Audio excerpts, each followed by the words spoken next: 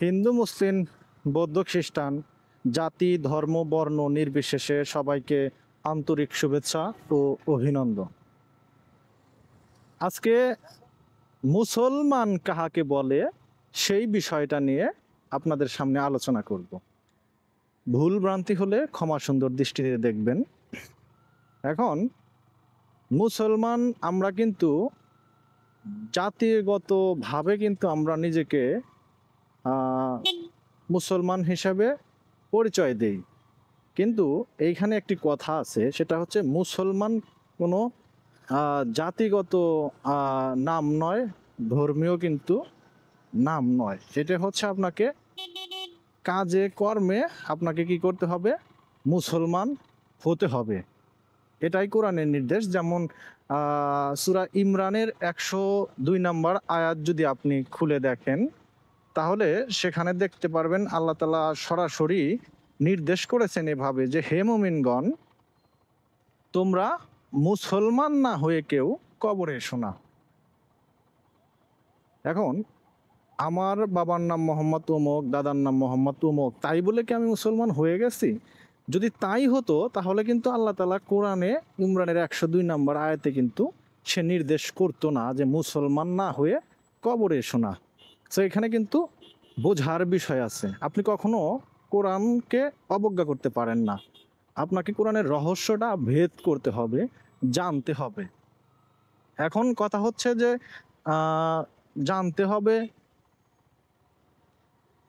এখন আল্লাহ তাআলা বললেন যে মুসলমান না হয়ে কবরে এসো না। এখন আপনি যদি না বুঝে থাকেন, আপনি নর্মালি যদি গুগলেও সার্চ করেন, গুগল আপনাকে সেই কথাই বলবে যে মুসলমান আসলে আপনাকে কাজে কর্মে হতে হবে। এখন আমি যদি আপনাকে প্রশ্ন করি যে আপনি একটু বলেন মুসলমান কাহাকে বলে, আপনি মুসলমান, সো আমি যদি বলি মুসলমান কাহাকে বলে, আপনি কি বলতে পারবেন? বলেন। আর যদি না বলতে পারেন তাহলে শোনেন মুসলমান কাকে বলে। মুসলমান শব্দের অর্থ, বাংলা অর্থ হচ্ছে, সেটা হচ্ছে আপনাকে আত্মসমর্পণ করতে হবে। যার আত্মসমর্পণ করা বা আত্মসমর্পণকারী, একজন মুসলমান শব্দের অর্থই হচ্ছে আত্মসমর্পণকারী। কার কাছে? নিজের ইচ্ছাকে রসুলের কাছে, কার কাছে? নিজের ইচ্ছা বা আমিত্বকে আল্লাহর কাছে সমর্পণ করে দেওয়া।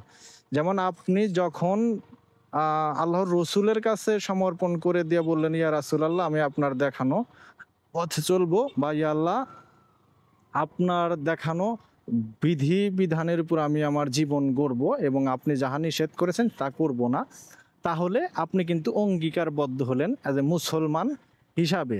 কিন্তু আপনি কি আদৌ সেই মুসলমান হতে পেরেছেন? কারণ একজন মুসলমানের গুণাগুণই হচ্ছে, মুসলমান কখনো আত্মসাৎ করতে পারে না, মুসলমান কখনো পরের হক মেরে খাইতে পারে না, মুসলমান কখনো জুলুমকারী হতে পারে না, মুসলমান কখনো ঘুষখোর হইতে পারে না, বাটপার হইতে পারে না, ঠিক আছে, অন্যের আমানতের খেয়ানত করতে পারে না, জেনা করতে পারে না।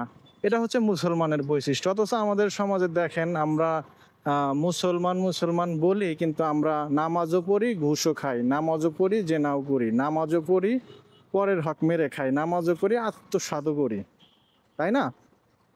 তো তাহলে বুঝতে হবে যে মুসলমান জায়গাটা ওই জায়গাটাতে ঠিক আছে, বাট আমরা আসলে মুসলমান নই, বা আমরা মুসলমানের মতো করতে পারতেছি না, আমরা মুসলমান এখনো হতে পারি নাই। আমরা হইছি কোথায়? শুধু নামে মুসলমান, কামে মুসলমান এখনো হই নাই। তথা আমিত্বর স্বভাবকে বিলীন করার স্বভাব যার, তাকেই তো মুসলমান বলে, তাই না?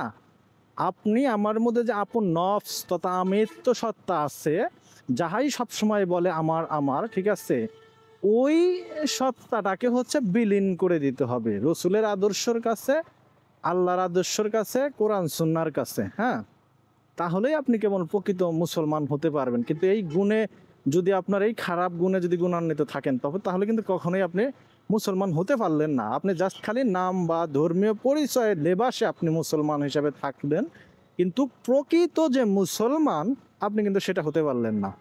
সো আপনাকে এইটা হচ্ছে খেয়াল রাখতে হবে যে মুসলমান কিভাবে হতে হয়। মুসলমান হতে হলে কি করতে হবে? আপনাকে আত্মসমর্পণ করতে হবে, আমিত্বর স্বভাবকে বিলীন করতে হবে এবং রাসূলের কালেমা, কালেমা তয়্যিবা লা ইলাহা ইল্লাল্লাহ মুহাম্মাদুর রাসূলুল্লাহ, এই কালেমা পড়ে কি করতে হবে? আপনাকে অঙ্গীকার করতে হবে এবং কালেমা পড়েই আপনাকে মুসলমান হতে হবে। এখন আমি যদি বলি যে আপনি কিভাবে মুসলমান হবেন, সেইটা আমি আসলে বলবো না। এইটা হচ্ছে যার যার ব্যক্তিগত জায়গা থেকে, নিজের জায়গা থেকে হচ্ছে এইটা আপনারা সবাই রিয়ালাইজ করার চেষ্টা করবেন এবং একজন জ্ঞানীর কাছে বসে, একজন শায়েকের কাছে বা একজন গুরুজনের কাছে বসে আপনারা সেটার ভেদটা জেনে নেবেন যে কিভাবে আপনি মুসলমান হতে পারেন। ঠিক আছে, আজকের ভিডিও এ পর্যন্তই। কথা হবে অন্য কোনো ভিডিও।